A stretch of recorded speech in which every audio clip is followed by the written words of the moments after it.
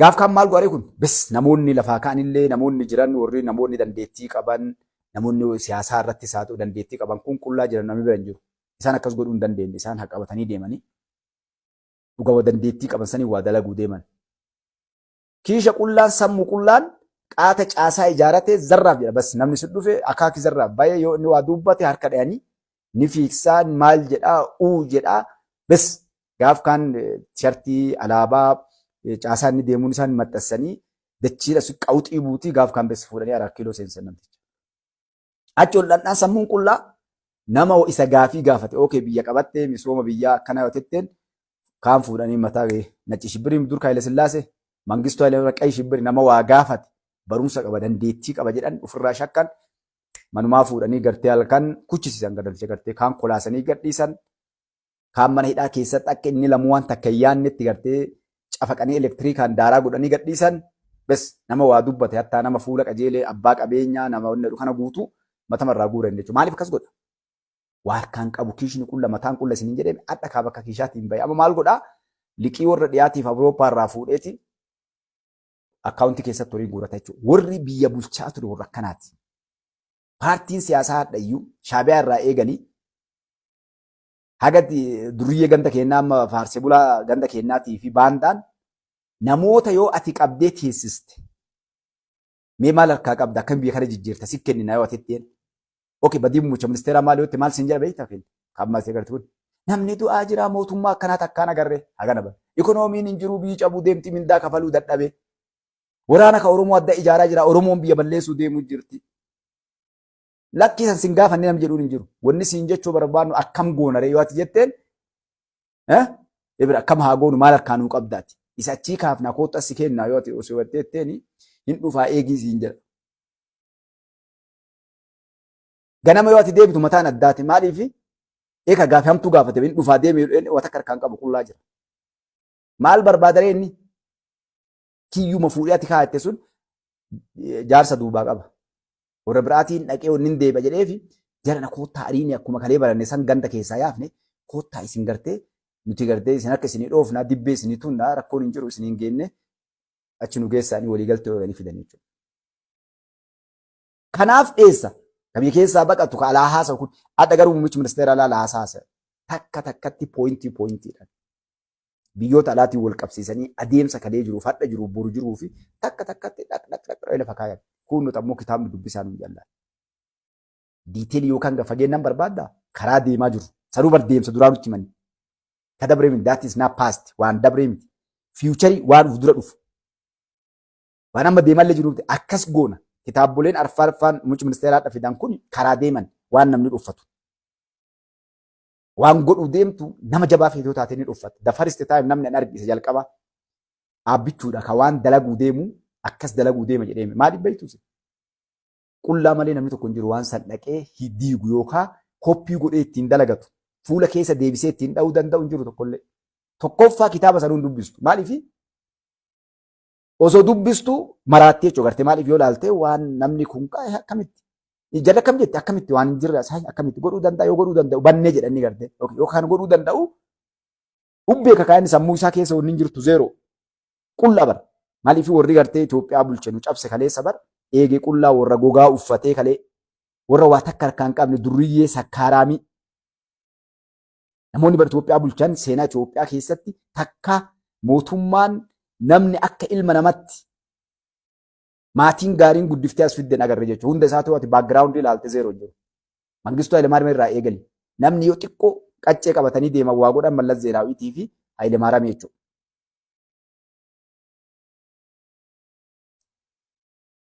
Namoonni akkasii malallee beekan mala. Namni gariin ni jira. Namoonni dandeettii hin qabne barumsa hin qabne malaan. Okay. Akkam godha namni akkasii namoota jajjaboo barumsa qabu ofii ijaaramanii jabaatanii ka'anii nama jajjaboo isaan caalu barumsa qabu of jala qabatanii gorsaa isa jedhan san.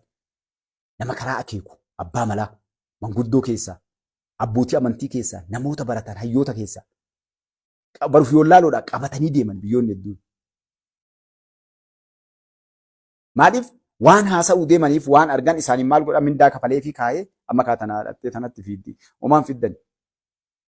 namoota san kaanii waan godhuu qabaniif akkaataa waan san itti jijjiiran irratti ta'anii kaan. Kanas godhuu hin danda'an. Wanni iddoo inni dubbachuudhaan nu as gubbaa koppii gooti wanni duriyyeen tun. Kanallee warra godhuu hin dandeenye. Isaan kitaabicha yeroo dubbisan akkana ta'uu hin danda'a. Yoo akkana ta'u taate hambate mataan keenya qullaadhaan zeeroo jedhanii garte. Halkan kana hagana deebi'ee bula kiiloo 10-15 bu'ee bula halkan takkatti. Maaliif ni rifachiisa wanni kun? Isaa rifatee qaraa hagana deebi'ee waliin dhumate waan inni kitaaba irratti dubbise san ganama inni argu dalagamu jira. Dalagee gartee jedha ammallee ufumaa bal'aan. Ati wayaa uffatee suufa uffatee deemtu suufa keessa hin jiru namtichi. Karabaata morma olii dheessan yoo ati ilaalaalte bakka kalee itti hidhate irraa mormi irraa dhumatee foon itti hiisee akka gartee nama HIV'n qabee qaamni irratee qabattoo hiisaa deemuutitti duratti hiisaa deemanii. Yeroo gabbanee amma bilillicii waan akkasiis hin jedhan maal beektaa ati gubata bar waan ta'an dhabanii. Jesti ta'e wanni bilillicii jechuu qaban malee dalagame yoo jedhan kaleen dalaguu hin danda'u waan akka hin beeku wallaalaadhaa jedhan. Wanni dalagame arguu jira uummanni fooqiin lafaa yaa'e jette malee dalagamee asii hin bahin jettu. Eekaa bilillicii yoo jettee karaa afaa bilillicii yookaan ifaa karaa gubbaadhaa poolii karaa gubbaa ijaartu bilillicii yoo jette fooqilee lafaa yaa'u kanaa fi teekinooloojii bakka hundaa yaa'aadha biyyattiin sadarkaa guddaa dhaqaa jirtu kana bilillicii jechuu hin danda'an. Waa uumuu qaba nama gartee girgirri. Hattuu yeroo si'attu duriyee dur Shaashamannee Dirdhawaa Finfinnee kana qeeraa bakka jedhan kanneenitti warri gartee leenjuu gurra guddaa Shaashamanneef Dirdhawaa kanarra leenjanii dhufanii maal si godhan hattuu nama jabaa hatuudhaaf girgirri itti uumti gartee nama jabaa. Kan humnaanis malaanis barumsa qabu kan dandeettii qabu ilaaltu irree illee qabu nama magaalaadha. Waan jabaa akka yoo garte maal gooti duriyyeen girgirri itti namticha dhamaaste waan tokko isa dhamaasee inni ilaalu yookaan inni ajaa'ibsifatu dura fiddeeti harki inni waan kanaan dhamu bar waan ajaa'ibaatee waan adda addaa si uumteetu namticha gurmuu qaata qabattee bakka maal deemaa jira kun qaama maal godhe kun miila jala isaa kan wama goote fuute namticha bara kan of eeggatu kan dandeettii qabu isaa magaalaa keessa guddatee bareenni wannaadha. Akkasii nyaati duriyyeen amma san dalaguu barbaadan mootummaa Dr. Abiy Ahmed irratti. Girgirrii uumanii gamaa gamas olii galanii akkas ta'e Amaariillee akka jedhe Oromooleen akka jette Tigreelleen akka jette. Dhugaadha wanni kun akkas ta'e namni du'ee ajjeefamee lafarra harkifamee harreeffamee dhuga warra jedhu jira. Isaan maal gochuu jiranii akka hattuu duri isiniin jedhe sanii wayyaan ifite hattuu san baay'isawee akka hattuu sanitti girgirri yookaan ammoo jeequmsa sitti uumanii ilaala sammuu teessi hatanii waan tokko warri bara afotti si ilaalchisan sun wanni achi dalagan sunillee jaratu uume achitti namatti ilaaltu waan gale tokko yookaan waltumti dhoqqee keessatti afaan gaggargalchitee waa ol gooti. Akkamiin nama akkana godhatee aaree dhaabbatee nama dagate nama santu garaa nyaatanii inni asii kiisha keessaa guuruu jira. Gaafa namtichi as garagalee galu warri wallolullee lixe namoonni asii isa qucee dhadhanii maal jedhanii deemanillee lixan namtichi yeroo inni gartee waa godhe kubbata akka kiishan jiran amma hirriba keessaa baraarugee lafaa ka'a waan jiran dabarte kan dalitti jarris lixan fiilmiilleen dabre kasaaraa seena jechuudha. Duriyyee akkasitti biyya nyaachaa turteetu hadhaa hunda cufaa wucaachuu garuu abbichuun akka gaarii isaan tolchanii beekan. Kanaaf maal jechuu barbaadeen namni kun nama kaayoo tahee jedhee akkanumaan dhufee biyya bulchuu hin dhufne. Walumaa ka'ee hiree argamte yookaan seera jedhee akka hambi natti kenna kaakii zarraa fi qabaa ganna dhiisa. No. Kaleessas kaayoo qaba.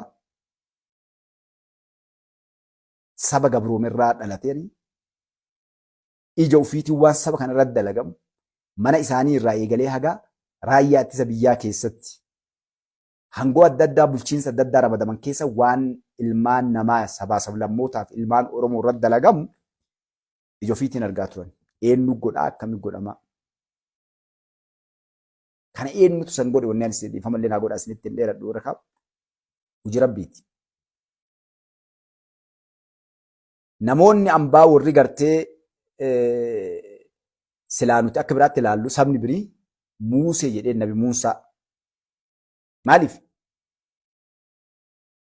Maaliif fudhata namni kun rabbiin manuma diinaa biyyattii tanaa keessatti guddise. Akkuma nabi Muusaa rabbiin garteef manuma fir'oonaatitti qabeenya isaatiin akka gaariitti qabaa godhee fi waa hunda godhee sigalee eeydoo godhanii fi nyaata gaarii godhanii irraa dhiqanii nama harma ho'isu waa hunda godhanii guddisan achitti jechuudha. Kanaaf Muusee jedhee namni. Duuba wanni Muusee gaafa Muusee jedhanii maali? Gaafa mangistuun dhufullee warri beektaa mangee jedheeni. Gaafa Hayila Sillaaseen dhufellee bar nugusa jedhaniinitti inumaa rabbi jedhanii gabbaran. Laal sisteema isaan ittiin fudhatan nurraa. Seenaa Minilikii akka itti fudhatan yoo ga'e Minilikii ilma Tuulamaa ta'u Oromoo ta'uu isaa aga dhiyoo dhaga'ee arge jechuudha. Hamiitu deemaa ture. Akka Hayila Sillaasee fudhatan hin beeku. Garuu sisteemni isaan ittiin seenanii nama keenya ittiin fudhatan akkas ture. Abbichuu gaafa dhufee Muusee jedhaniin. Osoo isaan Muusee jechaa jiran muummichi ministeera 4 kiiloo keessa afaan Oromoo barreessuu, dubbachuu, an Oromoo jechuu, lammii koo saba koo jedhanii dhufne tadinnuu kanaa jedhan gartee. Hammaan nuti waggaa meeqaa itti qabsaa'aa baaneef ofirraa eegnuyyuu tanaa jedhan amma rifatan jechuu gartee. Muusee irraa kaasan takkatti maal? Wanni Muusee jedhan sirbi Muusee jedhu. Waltajjii Muusee jettu ni kaate guutuun isiitu. Maqaan dhibba bahee kun Akraarii jedhaani, kun Abaa'oo jedhaani. Whatever namuu maqaa dhibba itti baasan duulli ni banamee rafshaan ni ka'ee balaan ni deemte jechuudha. Gaafa Nabi Muusaa mana Firoonaatti gabballee akkasumas taate bardubbii waraana guuratee akka namni mucaa bareedaa qara gartee guddisanii waaw namni hundinuu gartee jaartiin Firoonaallee Firoonnillee waraanni isaallee gosti isaallee martuu gartee baatanii kaan gaafa Nabi Muusaa rabbiin ergamaa godhee dubbiin gabbaate hunduu dhagaa fi ulee eboo guuratee ba'e jechuudha. Ari'uu naganatti itti dhufte ilaal garte. Fitnaa meeqa walitti dhufanii gartee waan inni dalaguutu harka diige akkuma amma tuutatee tana bichuun godhe kan. Falfala isaan fidan dhaqa harkatti hundaa waan isaan dalagan bofa isaan gannaqan ulee isaan wanni hundinuu kaa fitnaa itti dhaabbatte garte. Maal godharree qawwee fudhatan eboo fudhatan lola seenan. Dubbiin jajjabdu kaa isaanii ol ta'e ilaal. Nama laafaa barate nama sirra laafaa yoo goote dhooftee karaa dhaqabte yookaan ammoo tuffatteetumaan waan tantee dalagattee bakka sanii darbitee biraa deemte dubbiin akkasiin yoo ilaalan fuula keessa deebite gartee. Osuma yaa hangaaf kaan rabbiin gartee maal godhe? Galaana amma bahara gartee addunyaa keessa jirtu kana rabbiin baneefitti achiin naqee Firoonaan agadhaa addunyaa daawwachaa jira. Mujiriin akkas.